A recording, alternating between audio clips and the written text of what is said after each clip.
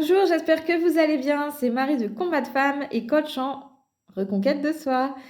Donc, je vous retrouve aujourd'hui encore pour une affaire de violence conjugale et surtout de violence sexuelle. C'est vrai que c'est important d'en parler. Je trouve qu'il y a de plus en plus d'affaires qui sont médiatisées et qui montrent un petit peu aussi tout ce qui se passe actuellement. Je trouve que le fait que les victimes enfin osent parler et puissent prendre la parole, je trouve que c'est quelque chose qui est important aujourd'hui. Mais souvent, cette prise de parole est encore beaucoup trop suivie de victim blaming. Il y a beaucoup de choses qui sont très problématiques vis-à-vis des réactions qu'on peut trouver sur les réseaux sociaux, mais aussi au niveau des médias, au niveau des personnes politiques ou des personnes, des célébrités. Je trouve qu'il y a une façon de traiter les victimes qui est extrêmement problématique et où il y a beaucoup encore à faire. La culture du viol est encore beaucoup trop présente. Et après, au niveau juridique aussi, évidemment, quand on a 80% des affaires qui sont classées sans suite, c'est extrêmement problématique. Donc, c'est pour ça que je parle beaucoup de ces affaires qui sont célèbres, parce que ça permet aussi d'illustrer mes propos, de pouvoir sensibiliser sur ce problème-là et de pouvoir expliquer aussi le mécanisme des violences. Et voilà, et c'est vraiment important d'en parler, donc c'est pour ça que j'en parle. Donc là, aujourd'hui, je voulais vous parler de l'affaire de Marilyn Manson, qui oppose Marilyn Manson à Evan Rachel Wood. Je ne sais pas si vous en avez entendu parler. J'ai décidé de faire cette vidéo parce que j'ai visualisé, là, j'étais en convalescence, j'ai subi une opération il y a un mois. Du coup, j'ai passé beaucoup de temps sur YouTube à regarder des vidéos, beaucoup plus que d'habitude. Et j'ai vu plusieurs comptes un peu plutôt gossip ou voilà, qui parlent des célébrités qui ont parlé de cette affaire et notamment des youtubeuses qui en parlent. Et j'ai ressenti les choses qui étaient très problématiques. J'ai entendu des choses qui étaient très problématiques et je me suis dit, ouais, il faut que j'en parle. C'est important de remettre un peu les pendules à l'heure. Parce que ça m'a vraiment rappelé voilà, l'histoire, le procès entre Amber Heard et Johnny Depp. Donc on en reparlera un petit peu plus tard. Donc le résumé des faits, en fait, l'actrice Evan Rachel Wood accuse Marilyn Manson, pardon, de violence et notamment de viol. Elle estime que, en fait, elle explique qu'il l'a violée lors d'un tournage d'un clip.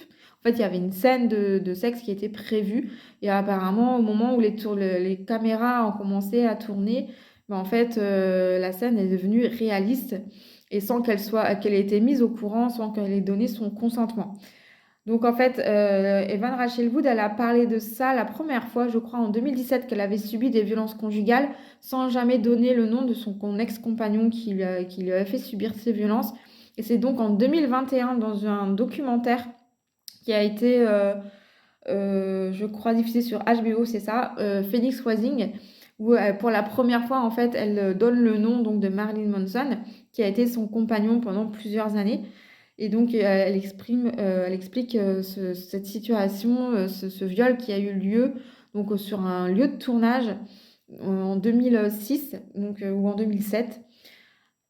Et, et donc, ça a été vraiment pour elle quelque chose qui a été évidemment très difficile parce qu'elle était très très jeune à ce moment-là.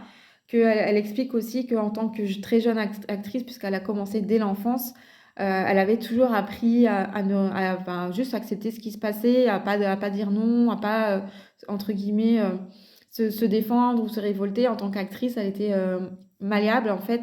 Et ce qui fait que ça a été compliqué pour elle. Et en plus, c'était son compagnon à l'époque et il était beaucoup plus âgé qu'elle. Tout ça fait qu'elle n'a pas su réagir sur le coup. Et c'est plus tard qu'elle s'est rendue compte que c'était effectivement problématique, que c'était un viol et qu'elle a voulu le dénoncer. Et je trouve qu'elle a été aussi très courageuse pour ça. C'est important de dire que le chanteur en lui-même a toujours nié les faits. Il y a plusieurs autres femmes qui l'ont accusé également d'agression sexuelle et de viol. Euh, et lui, il a renié tous les faits et il a porté plainte pour diffamation contre Evan Rachel Wood en 2022. Parce que lui, en plus, du coup, sa maison de disques et les différents contrats qu'il pouvait avoir ont été rompus. Donc, pour présenter les deux protagonistes, Evan Rachel Wood, elle est née le 7 septembre 1987 Donc c'est une actrice et chanteuse américaine et elle débute sa carrière en 98 à l'âge de 11 ans et elle est révélée en 2003 dans le film 13. Je ne sais pas si vous avez vu ce film, il est très très beau film. Donc elle a été en couple avec Marilyn Manson de 2007 à 2010, c'est ça, de 2007 à 2010. Et en fait, à l'époque où ils se rencontrent, elle a 18 ans et lui en a 37. Donc déjà, je trouve que ça pose quand même problème. Alors après, elle était majeure. Là-dessus, il n'y a pas de souci, mais à 18 ans, très honnêtement, on est encore enfant un peu, on est très jeune. Et c'est vrai que quand il y a une grosse différence d'âge comme ça avec une personne très jeune, ça peut poser aussi des problèmes parce qu'il y a quand même une question euh, d'ascendance psychologique qui peut être qui peut être présente aussi. Donc ça peut expliquer pourquoi elle n'a pas réagi à ce moment-là aussi, le fait qu'elle soit aussi jeune et qu'il y ait aussi une telle différence d'âge. Donc Marilyn Manson, lui, est donc un musicien, et entre autres musicien et chanteur de rock, né le 5 janvier 1969. Son vrai nom, c'est Brian Warner, et son nom de scène fait référence donc à l'actrice Marilyn Monroe et à Charles Manson. Il est connu pour être un artiste controversé. Sa carrière débute en 1989 et il se fait connaître en 1994. Donc vous voyez qui c'est, Marilyn Manson, hein, il apparaît toujours très maquillé, il a un look très particulier, il est beaucoup dans la provocation dans sa musique, sur scène. Donc c'est vrai qu'il a vraiment eu beaucoup de soucis lors de de ses concerts. Il y a beaucoup d'associations aux États-Unis qui l'ont dénoncé. Il a fait beaucoup parler de lui, hein, surtout dans les années 90, hein, je me rappelle. Je me souviens que j'avais une amie, on était au collège, qui voulait absolument aller le voir en concert à Paris. Et ses parents me dit non, mais ça va pas, non. J'avais entendu des trucs sur lui, comme quoi, qu'est-ce qu'il faisait comme ça, comme quoi il s'auto-mutilait sur scène. Enfin, des trucs vraiment assez affreux. Je sais pas du tout ce qui est vrai, ce qui est pas vrai, ce qui fait partie de la légende ou ce qui est réel, mais je sais qu'il pouvait aller très loin dans la provocation quand même. Donc voilà. Voilà le résumé de la situation et voilà donc la présentation des deux protagonistes. Ce qui est problématique en fait dans la façon dont les gens présentent cette affaire, c'est qu'en fait j'ai vu que ils creusaient dans le passé de Evan Rachel Wood pour prouver qu'elle mentait ou pour prouver qu'elle était elle-même problématique et que pour remettre en question du coup le fait qu'elle dénonce Marilyn Manson. Donc c'est ça qui est problématique. Euh, on peut pas faire ça en fait. Et ça, c'est du victim blaming. Le victim blaming, c'est le fait de mettre la responsabilité d'un crime ou d'un méfait sur la victime et de blâmer celle-ci. Et en fait, c'est ça, hein, le fait de toujours essayer de trouver des éléments dans l'histoire, dans la personnalité, dans le passé de la personne, de la victime, d'essayer de trouver des éléments qui peuvent montrer que cette personne, elle n'est pas si bien que ça, qu'elle est problématique. Là, ils ont essayé de chercher, de démontrer qu'elle était influençable. Je sais que sur cette vidéo, par exemple, il disait ah, mais regardez, à chaque fois qu'elle sort avec une personne, elle s'habille comme elle, donc elle est influençable, donc du coup, elle ment. Bon, ça fait un raccourci quand même assez important. Euh, ils aiment bien faire ce genre de choses, les médias, hein. Je sais qu'ils l'avaient fait pour Brad Pitt, hein, pour montrer que quand il sortait avec une femme, voilà, il avait son style qui s'accordait avec la femme avec qui il était, par exemple. Bon, est-ce que Brad Pitt est influençable? Je ne sais pas. Mais tout ça, c'est vraiment problématique, en fait, parce que on s'en fout de qui elle est, on s'en fout de ce qu'elle a pu faire dans son passé. L'important, la seule question à se poser, c'est savoir est-ce qu'elle a réellement été victime ou pas. Sachant que les femmes, enfin, en fait, les femmes ne mentent pas. Les victimes ne mentent pas. C'est, je crois, 0,2% d'affaires voilà, qui sont mensongères, de plaintes qui ne sont pas réelles. Et à un moment donné, il faut arrêter avec cette histoire de dire, mais si, les femmes, elles mentent pour se venger, pour casser l'image, pour l'argent. Euh, Franchement, actuellement, vu comment les victimes, quand elles osent parler, elles sont traitées, elles perdent plus qu'elles ne gagnent, hein. Elles n'ont rien à gagner à parler, bien au contraire, elles sont pleines à la tronche. Amber Heard, pour rappel, hein, elle est actuellement en train de vivre en Espagne. Elle doit se cacher parce qu'elle se prit un flot de haine, de harcèlement, de violence, mais incroyable quoi, via les réseaux sociaux. C'est une honte. Donc franchement, une femme une victime, voilà, n'a aucun intérêt de parler en réalité. Donc il faut arrêter avec ça. Et c'est vraiment problématique de chercher. En plus, c'est les youtubeuses que j'ai vues qui font ça. elles disent qu'elles sont neutres. Mais ça, c'est pas être neutre, hein. Être neutre, c'est comme ce que j'ai fait au début, c'est relater les faits, point. Dire voilà ce que dit Evan Rachel Wood, voilà ce que dit Marilyn Manson, voilà où on en est, point. Mais c'est pas dire ah ben oui mais bon elle dit ça mais en fait non mais vous avez vu comme elle a fait ci comme elle a fait ça bah c'est qu'elle est problématique et forcément c'est qu'elle ment. Non, en fait là vous portez un jugement de valeur et vous êtes en train de dire que cette personne ment. Vous n'en savez rien. Quel que soit ce qu'elle a pu faire dans le passé, quelle que soit sa personnalité, peu importe si vous l'aimez ou si vous l'aimez pas, c'est pas le problème. Donc ça, c'est problématique. Et ça me choque et ça me saoule, je vous jure, ça me saoule.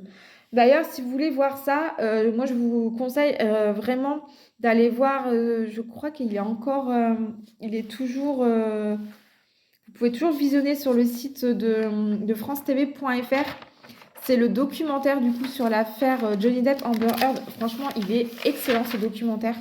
J'avais fait une vidéo là-dessus sur mon compte Instagram. Donc ça s'appelle La fabrique du mensonge et il est disponible du coup jusqu'au mois de juillet. Et si vous ne l'avez pas vu, je vous invite vraiment à le voir. Ça montre comment les médias et les réseaux sociaux, notamment grâce au masculinisme, j'ai toujours du mal à dire ce mot, je ne sais pas pourquoi, comment ils ont réussi en fait à inonder les réseaux sociaux de leurs théories, comment ils ont réussi à faire que ben, Johnny Depp passe pour la victime et que Amber Heard passe en fait pour l'agresseur dans le couple. C'est quand même quelque chose qui est assez problématique. Parce que ben oui, elle paraissait pas sympathique, Johnny Depp il est beaucoup plus populaire et du coup ils ont complètement inversé quoi, le truc et ça a carrément marché quoi. C'est sûr qu'au niveau du public, ben, si lors du premier procès en Grande-Bretagne ou la première fois où elle a parlé, ben, Johnny Depp il a quand même perdu pas mal de contrats, il a perdu pas mal en popularité. Mais après, grâce au travail de ces masculinistes et de l'avocat, notamment de Johnny Depp, bah, ça s'est complètement inversé, quoi. C'est un truc de fou. Et ça, c'est vraiment problématique et c'est à revoir. Et faut qu'on en prenne conscience aussi parce que on se fait facilement avoir, en fait. Et c'est important, du coup. Et franchement, je vous invite vraiment à aller voir ce documentaire qui est passionnant, j'ai trouvé. Enfin, moi, j'ai vraiment adoré parce que je sais qu'à la base, j'étais une fan de Johnny Depp. Cette histoire, elle m'a vraiment choquée parce que je j'aurais jamais imaginé ça de sa part. Et c'est vrai que à un moment, je me suis quand même posé la question de dire, mais en fait, partout, pendant le procès là, qui s'était passé aux États-Unis, le deuxième procès, je me disais, mais c'est fou, je ne vois que des images, que des vidéos qui remettent en question, qui remettent en cause Amber Heard et plus rien de négatif sur Johnny Depp. Et je disais, c'est un peu problématique quand même, ça manque un peu d'équilibre. Et c'est pas OK de faire ça non plus. Le victim blaming, c'est pas OK, quoi, pas du tout même.